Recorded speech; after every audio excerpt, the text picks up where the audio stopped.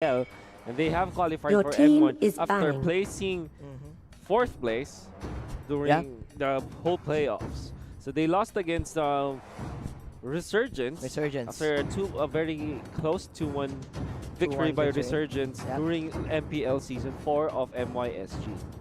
But again, you can never be too sure if it's Mobile Legends, man.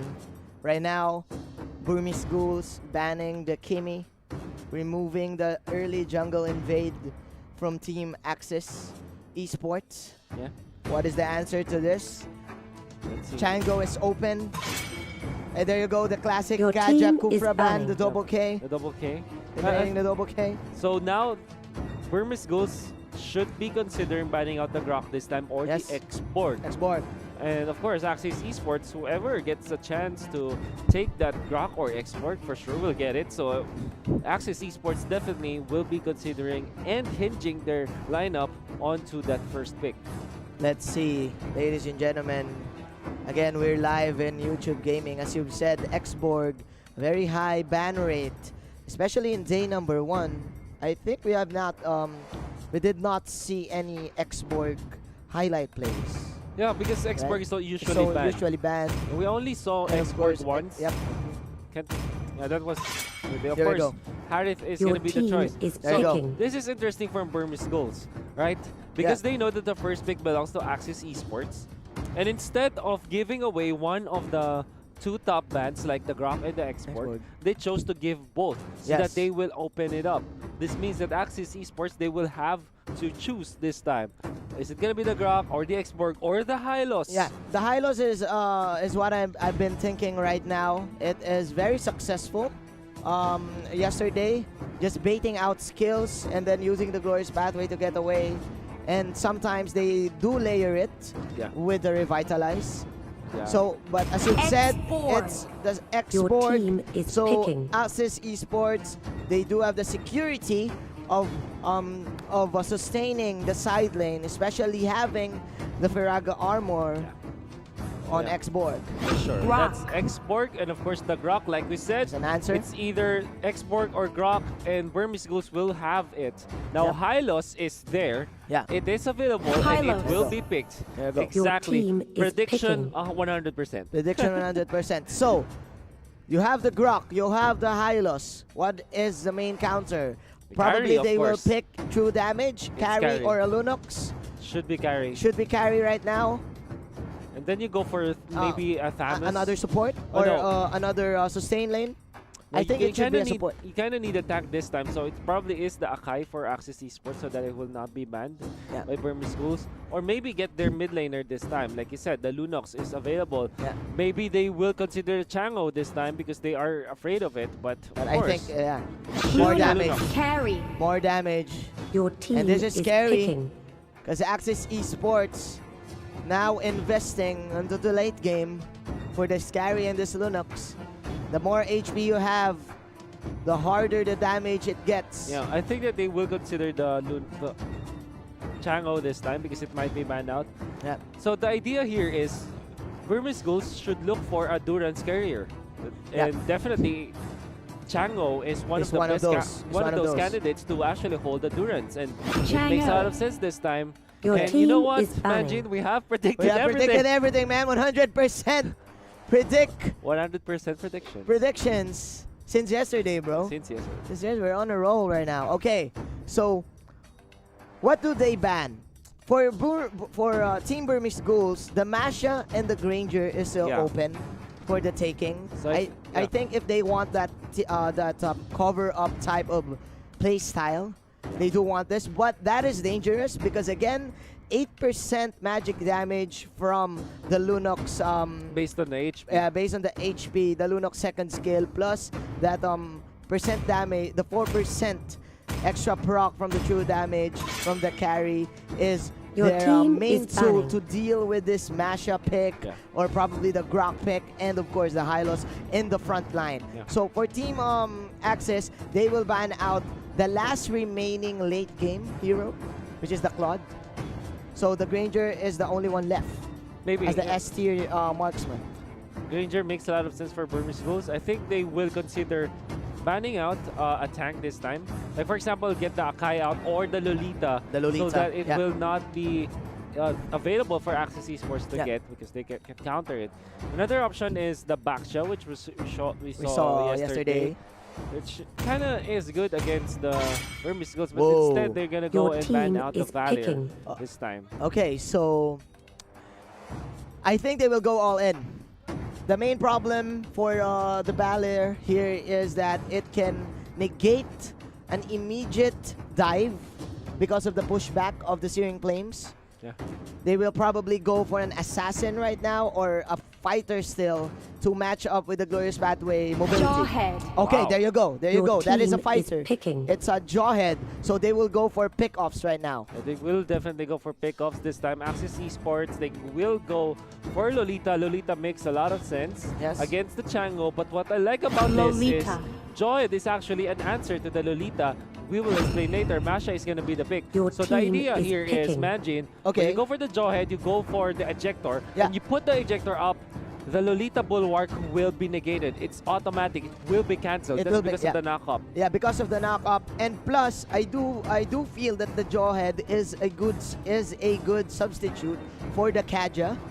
It is a good option. Bruno. The ejector is not an ultimate. It has a low cooldown, so every time this ejector is up, for sure Burmese Ghouls will try to force out fights. So they will go for the crits right now as they will pick the Bruno. Yeah. So for this game, for game number 1, I do feel that both of the teams adjusted on how the way way they drafted. I like it a lot. I like it a lot as well. Yeah, I think that if you think about it, Burmese Ghouls have really a very good control, very good idea of how they drafted, right? The order of picks. They get the best tanks first, and then they go for the Chango. There's a good answer, however, from Burmese Ghouls. That was Lunox. Yeah, I do feel Axis. I mean, I do feel that Burmese Ghouls, they baited out the Lolita pick. Definitely. Because of the Jawhead that they have. Yes. They aren't scared of the Lolita anymore because they have the Jawhead, and they last picked the Bruno, which makes a lot of sense this time because it has so much damage in it. Yep. So much chunks of big chunks of damage instead of those very small damage types, like for example the Claude or the Carry. But let's see, because that's actually hard to do, especially if you need to target one using your ejector as a player. But again, these guys are pro players. So what am I saying right now? All right. Yeah, definitely they know what they're doing. They know what they're doing. Of course, it's all up to the supports here for this game, and I do like it because we did see a bait battle for that draft. Here we go. On to the Celestial Palace. Game number 1 for day number 2. Long will be using the carry Scott as the X-Born. Rin as the Lunox. Evil X will be using the Lolita, and Lassie will be using the Mash. On the other side, you have Burmese Ghouls. It's going to be maybe on this tank drop. It's Ice on this Hylos. Actually, it's Kid on this Chango. It's PV and DV on this Jawhead, and Ace on the Bruno. Alright, so in the mid lane, we do have a little bit of pokes here from the Grok and Kid, but I do like what Access Esports is doing. They are giving Long the time of his life. This will of course go to the Lunox, but right now Carry, having the Bounty Hunter, will get a good amount of XP to deal with this Jawhead in the bottom lane. So if the Carry goes level 4 before 2 minutes, the Lolita can just immediately leave him be and enjoy his time here in the bottom lane. Now they will try to take this River Crab and are able to take it for sure. They're forcing out the Joy this time. They're diving towards it. They will go for, of course, the unstoppable force. Well, that is happening up top already. There's a push on the turret, which is very, very quick. Very quick, very fast. But both of these teams having the same plan at the same time. Unfortunately for Access Esports, the turtle will spawn in the top lane. So right now, I think they don't need to set it up because Burmese Ghouls has the map advantage. Plus, they are now having their early boots, so they can rotate very quickly in the top. So as we can see, the Bruno and Ice is setting up for this objective take as they will push out the tower. Yeah, I think it's very important for anyone, particularly for Burmese Ghouls, to secure all of the turrets Yes. Against their enemies, because what it does is it gives you map control. At least it increases your real estate in the game. There you go, like we said. But again, this is the early game damage coming in from Rin. The Order of Chaos really paying off. This is a lot of damage, of course, coming out from this Nunox. And there's a lot of pressure, however, from Burmese Ghouls in the middle. Expert will be here to defend, as well as the Lolita. Initiate retreat. And they will just retreat this time, but they have the damage onto the Grok. Grok, however, runs away. Very, very tanky. Maybe survives, even popping that movement speed sprint. There you go. The turtle for an exchange for a kill. I will always take that.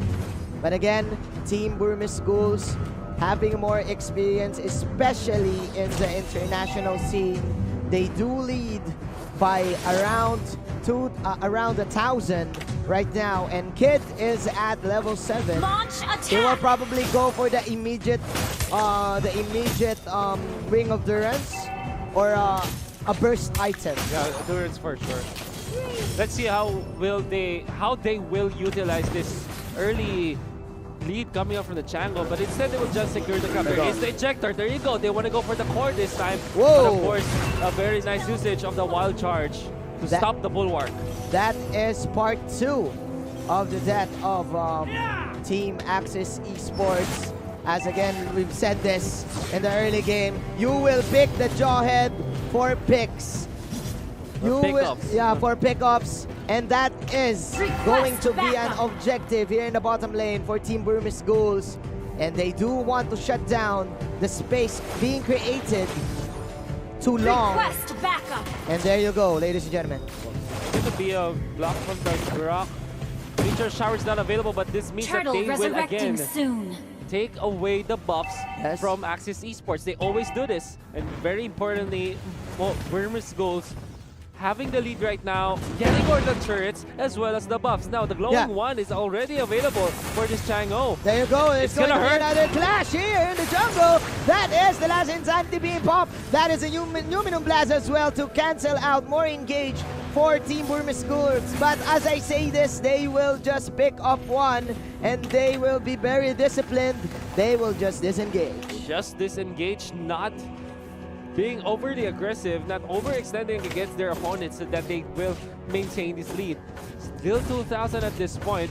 Kind of have to wonder, after 2 turret takes, it's still not a big lead from Burmese Ghouls. This means that some members of Axis Esports are actually farming well. Like, for example, the Masha, as well as the Lunox, they're having a good time. But, again, they should utilize their farm to defend their turrets at this point. But again, in terms of tempo control, Burmese Ghouls are the ones dictating where to fight and who to kill. And like this, Evil X even surviving with a slither of health. That is a Numinum Blast counter go, and this is too deep coming in for Burmese Ghouls. But 2 heroes will fall down from each of the teams. Burmese Ghouls underestimating that Lolita shield. Yeah, there's just way too much defense. We will have the U-Mobile highlights this time. A very nice usage of the wild charge. However, they should not have been chasing this time. Of course, with the defense from the Lolita, able to run away, the Numinum Blast even connects, and it punished the members of Burmese Ghouls. That is indeed a nice flicker from Evil X to dodge out the second skill of this Chango, and it will give Axis Esports the ability to come back from this small deficit right now. It's still an even ball game. I do feel that Axis Esports, when we go up to 9 minutes, they will deal a lot of damage. Turtle resurrecting soon. It's very, very important. This time, gonna be the block on the drop. Now they will attempt to go for the turtle at this point. Burmese Ghouls, they do have a lot of control around the turtle area, and they are able to take it very easily, extending their lead once again, and of course giving them a better chance of winning the team fights because of the turtle buff. Yes, you are definitely right. But look at this, both of these carry players, the marksman is having a good time, just farming up along with one vet. The Bruno still nothing not doing nothing yet. But as you can see, in terms of scaling, the Bruno is better in terms of one-on-one against the carry, especially having the crits. But as I say this, Team Axis Esports still buying time, pushing out the top tier 2 tower. So instead of doing anything else, what Axis Esports did was just to match the movements of Burmese Ghouls. They just push the bottom lane, the top lane, when instead of defending the bottom lane. But there will be a clash. There's no Luminum Blast. It's gonna hit out to one, one, but they are able to kill up another. There you go. That is indeed a late glorious pathway, ladies and gentlemen. The fire is burning on the dance floor for Mr. Scott, but Bruno will shut down the Masha. And here comes a retaliation play coming in from Burmese Ghouls. One by one. Shower in the meteor, says Kid 001. That is the flicker, and that is the ejector for the Lunox. And Bruno taking down the mage player. What a play from Burmese Ghouls. Very nice comeback. This is the replay, like we're saying right now. Could be a kill, of course. That's the Luminum Blast only connecting with one, but the Glorious Pathway actually helped them win this fight. They are able to take 2 kills, but because of their overextension, Axis Esports actually lost more, and Burmese Ghouls, of course, capitalized on this overextension from Axis Esports. Yes, and the range is just too far from Axis Esports to reach Kid 001 and A002. Clutch, flicker in, coming in from the Jawhead to immediately respond to Axis Esports disengage. Means that the Lord will be in here for the taking for Burmese Ghouls, slowly taking over this time with the Grok. That is a spotting out the members of Axis Esports this time. Go for the Lord, of course, with the Bruno in there. They do have the damage. Berserker's Fury picked up by the Bruno. Yep. And the Divine Glaive for Kid on the Chango. So you have the crits and you have the magic penetration. What can the Firaga and the Bulwark Shield do right now? 7-5 is the score, ladies and gentlemen. Burmese Ghouls. They do want to set up the Lord. They're pushing out all of the lanes, and the Lord will go to the bottom lane. Kid 001 just popping all of these meteor showers to get all the pokes that they need. Very aggressive maneuver coming out from the Highlands, but the Bruno is here. They're taking the damage. It's actually hurting the members of Axis Esports. The Glorious Pathway is there, but the Highlands will still die. Will there be more coming out from Axis Esports? No, because Burmese Ghouls, all they wanted was the top tier 2 turret. Yeah, they just want to push. That is a sacrificial play coming in from the support. But right now, the Lord is here onto the bottom side. That is another wild charge. Here comes the Luminum Blast. Kid flickering in. Unlikely, ladies and gentlemen. And here comes the push coming in from Burmese Ghouls. They do want to end the game. That is another ejector play. Alley-oop coming in from the Jawhead, and everyone is on the floor. Just like Bruno Mars. Triple kill from this Bruno. Oh my goodness. This Bruno sang the song, and Axis Esports, they danced all the way through it on cue, and now they're falling out. That's the wipeout, and of course the victory by Burmese Ghouls. Turn down the lights and close the door, Axis Esports.